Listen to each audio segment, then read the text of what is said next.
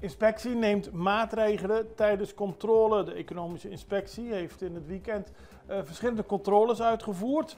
En daarbij zijn ook diverse maatregelen genomen. De controles hebben geleid tot sancties voor 3 minimarkten en de sluiting van 3 zaken.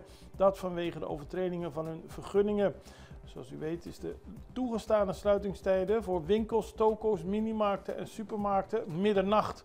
Wanneer een zaak zich niet aan deze sluitingstijd houdt, krijgt ze bij de eerste overtreding een waarschuwing. Bij de tweede overtreding wordt het bedrijf voor 2 dagen gesloten. En er werden controles uitgevoerd in de gebieden Suax, Daniel, Kanga, Santa Maria, Rondeklip, Kent u zelf, Santa Rosa en Brievengat. En het ging vooral om bedrijven die zich niet aan de vergunningen houden. Onder meer ging het ook om een bedrijf dat een deel van een woning had omgebouwd tot een winkel en geen enkele vergunning had. En ook werd er maatregelen genomen tegen te harde muziek die werd afgespeeld